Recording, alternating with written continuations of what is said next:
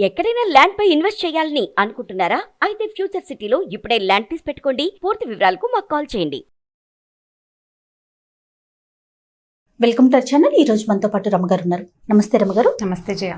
రమగారు, మనం కాశీ మజిలీ కథలు ఈ సిరీస్ ని స్టార్ట్ చేసాము. ఎన్ నెంబర్ ఆఫ్ స్టోరీస్ ఉన్నాయి, అంటే ప్రతి మజిలీకి ఒక కథ ఉంటుందనేసి అనుకున్నాం కదా. ఈ రోజు ఏం చెప్పబోతున్నారు? ఏం కథ? మొదటి మజిలీ కథ మొదలు పెట్టే ముందు కాశీ గొప్పతనం గురించి ఈయన మణిసిద్ధుడు గోపుడికి ఏం చెప్పాడో విందాం. మొదటి కథ అది. ఖచ్చితంగా తెలుసుకోవాల్సిన విషయం కదా. అంటే కాశీ మహత్యం ఏమిటి, ఎవరితోటి చెప్పారు అనే కథతోటే మొదలు పెడతారు. అయితే ఈ మొదలెట్టే ముందు ఆయన ఏం చేశాడంటే, కుర్రాడు ఏం అడిగాడు, నువ్వు బోల్డని కథలు చెప్తే నీతో వస్తానన్నాడు. అతనేమో గ్రామీణుడు, అంటే పల్లెవాడు. అవును, విద్యాగంధం ఉన్నవాడు కాదు, చదువు సంధ్య ఏం లేవు. ఈయన పెద్ద పెద్ద పదాలు అవి వాడితే వాడికి అర్థం కావద్దు పాపం. అందుకని ఆయన ఏం చేశారంటే, వాడి దగ్గరికి రమ్మని అతని తల మీద తను చేయి పెట్టి వాడికి గ్రహణ శక్తిని ఇచ్చారట. ఈయన చాలా తపస్సున్నవాడు కదా, సిద్ధుడు చాలా తపస్సున్నవాడు, సన్యాస దీక్షలో ఉన్నాడు. తర్వాత ఆయనకు ఒక మణి దొరికింది, ఏదైనా తెలుసుకోగలిగే జ్ఞానాన్ని ప్రసాదించే మణి ఆయన దగ్గర ఉంది. కాబట్టి ఆయన ఏం చేశాడంటే, తను చెప్పే విషయాన్ని ఈ కుర్రాడు వాడికి అర్థమయ్యేలాగా, వాడికి జ్ఞాపకం ఉండేలాగా ఒక సిద్ధిని వాడికి ప్రసాదించాడు, వాడి తల మీద చేయిపెట్టి. ఆ ప్రసాదించిన తర్వాత ఏం చెప్పాడంటే, కాశీ గొప్పతనం. ఇప్పుడు కాశీ ఎందుకు వెళ్ళాలి, కాశీ ఎందుకు వెళ్ళాలి, మధ్యలో ఇంకోటి ఏదైనా వెళ్ళొచ్చు కదా. ఇంకొకటి ఉన్నాయి, రామేశ్వరం ఉంది, శ్రీరంగం ఉంది, ఎక్కడికో వెళ్ళొచ్చు. కానీ కాశీ గొప్పతనం గురించి ఈయన చెప్పబోయాడనమాట, ఎందుకు కాశీ వెళ్ళాలి అని. పూర్వమట నారద మహర్షి ఒకసారి భూలోకంలో ఉన్న వింధ్య పర్వతం దగ్గరికి వచ్చాడు. వింధ్య పర్వతం చాలా అందంగా ఉంటుంది, పెద్ద కొండ, దాని మీద బోల్డని అరణ్యాలు ఉన్నాయి, ఎన్నో జీవజాలాలకి ఆలవాలంగా ఉంది, చాలా జంతువులు పక్షులు అవి ఇవి ఉన్నాయి, ఎంతోమంది ఋషులు మునులు తపస్సు చేసుకుంటున్నారు. అందమైన పర్వతం అన్నమాట.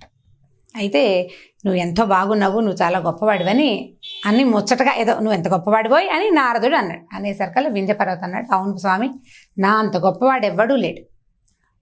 మా ప్రపంచంలో హఠకాచలమే నా తర్వాత పేరు తీసుకునేది, నేనే చాలా గొప్పవాడిని, మీరు కూడా ఒప్పుకుంటారు కదా అన్నాడు. అనేసరికల్లా నారద మహర్షి అన్నాడు, ఇంతకుముందు నేను మేరు పర్వతం దగ్గరికి వెళ్ళాను, ఆయనేమో తనే గొప్పవాడిని అన్నాడు. మేరు పర్వతం తనంత గొప్పవాడు తనేనని చెప్పాడు. ఇప్పుడు నువ్వు కూడా అదే చెప్తున్నావు, మరి ఎవరు గొప్పవాళ్ళో మీలో మీరు తేల్చుకోవాల్సిందే, నా బొట్టువాడు ఏం చెప్తాడు అన్నాడు. అనేసరికి వింధ్యాచలానికి ఒళ్ళు మండిపోయింది, కోపం వచ్చేసింది. ఇంతలో మన గోపుడు అడుగుతున్నాడు, అదేమిటి వింధ్యాచలం ఒక కొండ, మేరు పర్వతం ఇంకో కొండ, కొండలు మాట్లాడతాయా, కొండలు బండలు ఎక్కడైనా అంటే. ఈయన ఏం చెప్పాడంటే, సిద్ధుడు ఆ కాలంలో కొండలు బండలు కూడా మాట్లాడేవి, వాళ్ళకి మానవ స్వరూపాన్ని తీసుకునే అవకాశం ఉంది. కొండలు, ఈ పర్వతాలన్నీ దేవతాత్మలు, భూమిని తమ భూభారాన్ని మోసేందుకు భగవంతుడు సృష్టించిన ఒక సాధనాలు కొండలు. ఇప్పుడు మనం పర్వతరాజపుత్రిక అని చెప్తాం, అమ్మవారు ఉందా, పార్వతీదేవి హిమవంతుడు కూతురు, కొండకి అమ్మవారు కూతురు ఎలా అయ్యింది? ఆయన సామాన్య స్వరూపంతో ఉన్నప్పుడు ఆయనకి భార్య సంతానం ఉన్నారు, ఆ సంతానంలో ఒకతే మన అమ్మవారైన పార్వతి. కాబట్టి కొండలు మాట్లాడతాయని, ఇది జరుగుతుందని సిద్ధుడు గోపుడికి చెప్పాడు. సరే బాగుంది. ఇప్పుడు వింధ్యాచలానికి కోపం వచ్చేసింది, నాకంటే మేరు ఎలా గొప్పవాడవుతాడు, నేనే గొప్పవాడిని అని చెప్పి స్వరూపాన్ని పెంచడం మొదలుపెట్టింది. వింధ్య పర్వతం పెంచి పెంచి పెంచి పెంచి పూర్తిగా సూర్యమండలాన్ని తాకేదాకా పైకి వెళ్ళిపోయిందట. ఇప్పుడు భూమి మీద మధ్యలో ఉన్న ఒక కొండ పైదాకా పెరిగితే సూర్యుడు ఓ వైపు ఉంటాడు, ఆ వైపు అంతా ఎండకి మాడిపోతారు, రెండో వైపు వాళ్ళకి చీకటి చలి. మరి ఇంకేముంది, ఎండ లేకపోతే ఇక మిగిలింది ఏమిటి, ఎండ లేకపోతే ఉండేది చలే కదా, రాత్రి చలి మిగులుతాయి. దాంతో భూలోకం అంతా హాహాకారాలు చేసేసారు. ఈ పర్వతం వల్ల ఇలాంటి ఇబ్బంది వచ్చిందని గోల పెట్టేశారు. వింధ్య పర్వతాన్ని దించేది ఎలాగా అని ఆలోచించి, సరే ఏమనుకున్నారు, అగస్త్య మహర్షి అయితే ఇందుకు తగినవాడు అని చెప్పి అగస్త్య మహర్షి ఎక్కడున్నాడని చూశారట దేవతలంతా. చూస్తే అగస్త్య మహర్షి అప్పుడు భార్య అయిన లోపాముద్రాదేవితో కలిసి కాశీ క్షేత్రంలో ఉన్నాడు. ఆయన పొద్దునే లేచి గంగా స్నానం చేసి చక్కగా అక్కడ స్నానం సంధ్యాతులన్నీ ముగించుకున్నాక ఆ అయ్యవారిని దర్శించుకుని గంగాజలంతో ఆయనకి అభిషేకం చేసి అమ్మవారిని చూసి హాయిగా కాశీ క్షేత్ర నివాసంలోనే ఉన్నాడు ఆయన. ఇప్పుడు దేవతలంతా అమ్మయ్య ఈయన ఇక్కడ ఉన్నాడు, ఈయన చూడడం కోసం వెళ్ళినందుకైనా మనం కాశీక్షేత్ర దర్శనం కుదిరిందని కాశీలో స్నానం చేసి గంగలో అయ్యవారిని విశ్వేశ్వరుని దర్శించుకుని అమ్మవారిని చూసి అప్పుడు అగస్త్యుడి దగ్గరికి వెళ్ళారు. అయ్యా ఇలా ఇబ్బంది వచ్చింది, ప్రపంచానికి ఇబ్బంది వచ్చినప్పుడు మీలాంటి మహానుభావులు పూనుకుని ఈ ఇబ్బందిని గట్టెక్కించాలి. వింధ్యాచలాన్ని కిందకి దింపాలి, మీ ఒకరి వల్లే అవుతుంది, ఏదో ఒకటి చెయ్యండి అన్నాడు. అనేసరికి అగస్త్యుడు ఏమనుకున్నాడు, ఇక మళ్ళీ కాశీ వచ్చే అవకాశం లేదనిపించింది ఆయనకి. సరే ఇంకొకసారి క్షేత్రంలోకి వెళ్ళి లోపలికి వెళ్ళి దేవాలయంలోకి విశ్వేశ్వరలింగాన్ని దర్శనం చేసుకుని అమ్మవారికి అందరికీ నమస్కారం చేసి భార్యకి ఏం చెప్పాడంటే, మనం ఇక్కడి నుంచి వెళ్ళిపోతున్నాం, మళ్ళీ ఇక్కడికి రాం, కాబట్టి అందరినీ దర్శనం చేసుకొచ్చేయమన్నాడు. సరే మధ్యాహ్నం వేళకి దర్శనాలన్నీ అయిపోయి సాపాటు భోజనాలు అయ్యాక బయలుదేరాడు. మధ్యలో వింధ్య పర్వతం అడ్డొచ్చింది. వింధ్య పర్వతం దగ్గరికి ఈయన వెళ్ళేసరికల్లా ఇంత మహానుభావుడు అగస్త్యుడు వచ్చేసరికి వింధ్య దిగిపోయింది. కిందకి వచ్చి దండం పెట్టాడు. దండం పెట్టేసరికల్లా అగస్త్యుడు అన్నాడు, నేను దక్షిణాపథ యాత్రకి వెళ్తున్నా, తిరిగి వచ్చేదాకా ఇలాగే ఉండు నువ్వు. ఈ పైకెక్కిన కొండ పైదాకా వెళ్ళిపోయింది కదా, సూర్యమండలం దాకా. ఈయన మీద గౌరవంతో మళ్ళీ నార్మల్ షేప్కి కిందకి వచ్చేసింది. ఓకే, మామూలుగా వచ్చేసింది, చిన్నగా కనపడుతోంది. ఇలాగే ఉండు నేను వచ్చేదాకా అని చెప్పి భార్యతో సహా కొండని తరించి దాటేసి దక్షిణాపథానికి వచ్చేసాడు. సౌత్కి వచ్చేసాడు ఆయన. వచ్చేసాక ఇక ఎప్పటికీ తిరిగి వెళ్ళాల.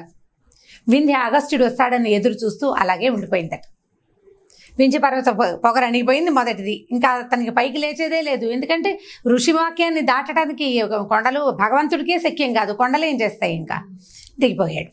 సరే ఈ వెళ్ళిపోయిన అగస్త్య మహర్షి సరే భార్యతో కలిసి ఆ భద్రాచలం అని ఇంకో అచలం అని అన్ని శ్రీశైలం అని మొత్తం దర్శనాలు చేసుకుంటూ శ్రీశైలంలోకి చేరారు. చివరికి భార్య భర్త శ్రీశైలంలో చేరినప్పుడు శ్రీశైల క్షేత్ర మహత్యం గురించి భార్యకి వర్ణించి చెప్పారు. చెప్తే ఆవిడంది, ఇంత గొప్ప కొండ ఇక్కడ ఉండగా కాశీ వెళ్ళలేదని ఎందుకండి బాధపడతారు, కాశీలో ఉండలేకపోతున్నావని ఎందుకు దిగులు పడతావు నువ్వు, ఇంత అత్యద్భుతమైన శ్రీశైలం భూకైలాసనే చెప్తారు శ్రీశైలాన్ని. అనేసరికి ఆయన ఏమన్నాడంటే, కాశీ చిన్నది కాదమ్మా, ఏవెంత గొప్పవైనా సరే కాశీది మించింది ఏదీ లేదు. ఎందుకంటే పూర్వం ఒక రాజట శివశర్మ అనే ఒక ఆయన ముందు ఆయన ఏం చేశాడు, మొత్తం భార్య భర్త పిల్లలు చాలామంది కుటుంబం ఉంది. కుటుంబాన్ని అంతా పెద్దది చేశాక పిల్లలు పెద్దవాళ్ళు అయ్యాక తన బాధ్యతలు తీరిపోయాక కాశీక్షేత్ర నివాసం చేద్దామని అనుకున్నాడు. ఎందుకంటే మనం ముందే చెప్పుకున్నాం, కాశ్యాంతు మరణాన్ముక్తి, కాశీలో మరణిస్తే ముక్తి అనుకున్నాడు. అనుకుని ఏం చేశాడు, తనవన్నీ సామాన్లు ఇవాళన్నీ సర్దేసుకున్నాడు. సర్దేసి పిల్లలకి ఇల్లు వాకిళ్ళు అప్పచెప్పేసి బాధ్యతలన్నీ వదిలించుకుని మెల్లిగా తీర్థయాత్రలు చేసుకుంటూ కాశీ చేరాడు. కాశీ చేరిన తర్వాత ఏమైంది, ఈ కాశీ క్షేత్రం కూడా అయ్యాక ఇంకా ఏవో క్షేత్రాలు దర్శిద్దామని ఇంకా ముందుకెళ్ళాడు. ఆయన హరిద్వారంలో మరణించాడట. అనాయాసంగానే మరణం. హరిద్వారంలో మరణించేసరికల్లా ఏమైంది, హరిద్వారంలో మరణించిన వాళ్ళకి విష్ణు సాయుధ్యం లభిస్తుంది. ఆయన ఈ మరణించిన తర్వాత ఆయన ఆత్మని విష్ణు పార్షదులు తీసుకెళ్తున్నారట. తీసుకెళ్తుంటే మధ్యలో బ్రహ్మదేవుడు కనిపించాడు. ఎవరని అడిగాడు. ఈయన హరిద్వారంలో మరణించాడు అనేసరికల్లా అదేం పెద్ద గొప్ప అన్నట్ట బ్రహ్మ. అనేసరికి ఈయన శివశర్మకు ఆశ్చర్యం వేసింది. నేను ఇన్ని క్షేత్రాలు చూశాను కదా, హరిద్వారం లాంటి ముక్తిధామంలో నేను మరణిస్తే ఈయన ఈసడించాడు ఎందుకు నన్ను అని అడిగాడు. అడిగితే ఆయన చెప్పాడట బ్రహ్మ, కాశీలో మరణించిన వాడికే ముక్తి, ఈ విష్ణు సాయుధ్యం లభించినా నీ పుణ్యం అయిపోయాక నువ్వు తిరిగి వెళ్ళిపోతావు. ఓహో, కాశీ క్షేత్రంలో మరణించిన వాడికే ముక్తి లభిస్తుంది, దాన్ని మించింది ఏదీ లేదు అని చెప్పాడు. ఈ విష్ణు సాయుధ్యం లభించిన శివశర్మ చాలా సంవత్సరాలు ఆయన పుణ్యబలం తీరేదాకా విష్ణు సాయుధ్యంలో ఉండి మరల జన్మించి ఒక రాజుగా పుట్టి ఈసారి కాశీ క్షేత్రంలోనే మరణించి ముక్తిని పొందాడు.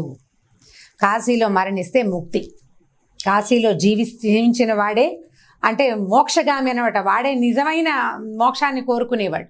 కాబట్టి కాశీని మించింది లేదు, అంత అత్యద్భుతమైన క్షేత్రం కాబట్టి ప్రతివాడు అరువులు చేస్తాడు, అక్కడికి వెళ్ళాలనుకుంటారు, ఆ దర్శనం చేసుకోవాలనుకుంటారు. అందరూ అక్కడ మరణించలేకపోతారు కదా, దాంతోపాటు మన కర్మానుభవం ఒకటి ఉంటుంది. అక్కడ ఊరికే 3 రోజులు చూసి వెనక్కి వచ్చేస్తారు, కొంతమంది 9 రోజులుండి వెనక్కి వచ్చేస్తారు.